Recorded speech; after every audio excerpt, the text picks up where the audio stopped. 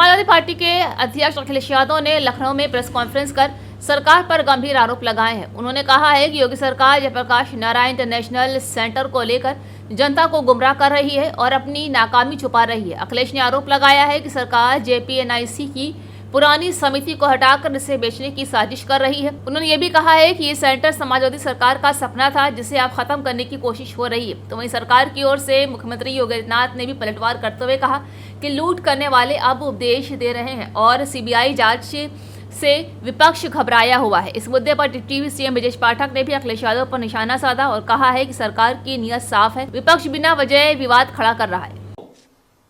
क्या जयप्रकाश जी ने जनता को जगा करके सरकार को हटाने का काम किया था। समाजवादी लोग हम सब मिलकर के जनता को जागरूक कर करके सरकार को हटाने का काम करेंगे। आज के दिन हम छात्र सभा के दोनों नौजवानों को बधाई देना चाहते हैं।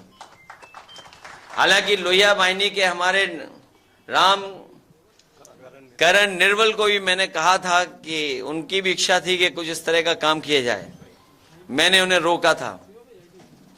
लेकिन छात्र सभा के विनीत कुशवाहा और छात्र सभा का नेता अमर यादव, उन दोनों को बधाई। जो काम हम लोग करना चाहते थे वो काम उन्होंने पहले ही कर दिया। और अक्सर देखा जाता है कि पुलिस पीछे ही रह जाती है, इस बार फिर पुलिस पीछे रह गई। और इस साल का जो सोशलिस्ट प्राइज है वो उन्हीं दोनों छात्र सभा के नेताओं को जाता है। सर, कल रात में आपका अकाउंट सस्पेंड कर दिया गया था, सर क्या कहना चाहेंगे? नहीं, वो प्रिंट आउट देना मुझे जरा। अभी पहरेदारी है, सरकार रोक रही है। कोई पहरेदारी नहीं है, कोई पहरेदारी नहीं है। फेसबुक अभी लो, मैं प्रिंट आउट वो देना मुझे, कॉपी प्रिंट आउट की कॉपी पड़ी होगी उधर, देखिए। अभी रुक जाओ।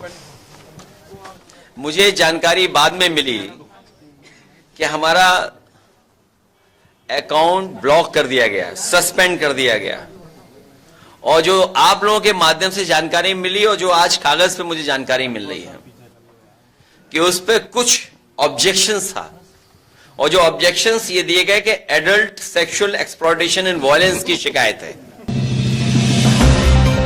अफगानिस्तान के विदेश मंत्री आमिर खान मुत्तकी भारत के दौरे पर देवबंद आए हैं, जहां पर उनका दारुल उलूम देवबंद मदरसे में भव्य स्वागत किया गया। मुत्तकी ने लोगों से कहा है कि सारे इलाके के लोग आए हैं, यानी देवबंद के बहुत से लोग उनके स्वागत के लिए इकट्ठा हुए हैं। उन्होंने दारुल उलूम देवबंद को रूहानी मरकज बताया है और कहा है कि इस्लामी शिक्षा के एक ऐतिहासिक केंद्र है जिससे अफगानिस्तान के धार्मिक विद्वानों और देवबंद उलेमाओं का गहरा ताल्लुक है।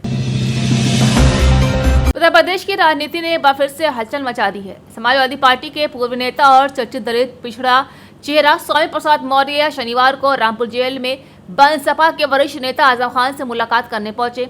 इस मुलाकात के बाद राजनीतिक गलियारों में चर्चाएं तेज हो गई हैं कि आने वाले समय में कोई बड़ा राजनीतिक ऐलान हो सकता है।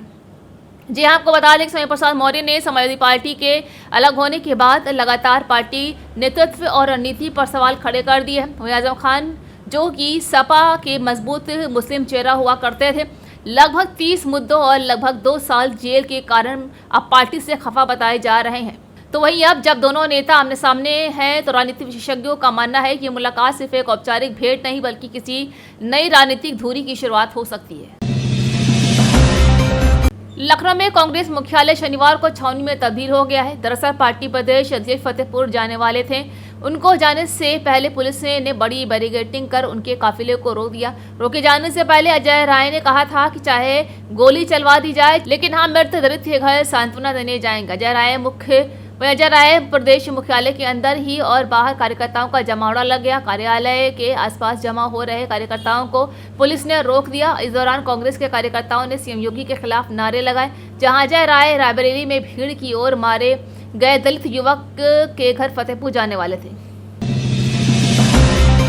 दिवाली से पहले FSDA एक्टिव हो गया है, जहां 3 दिन से 275 जगहों पर रेड मारी गई है। इस दौरान खाने की चीजों में 337 सैंपल कलेक्ट किए गए हैं, जहां FSDA का ये अभियान 17 अक्टूबर तक चलेगा। बता दें कि त्योहारों पर आमजन को सुरक्षित खाद्य सामग्री मिले, इसके लिए विभाग ने 552 निरीक्षण किया है और 275 स्थलों पर छापेमारी की है।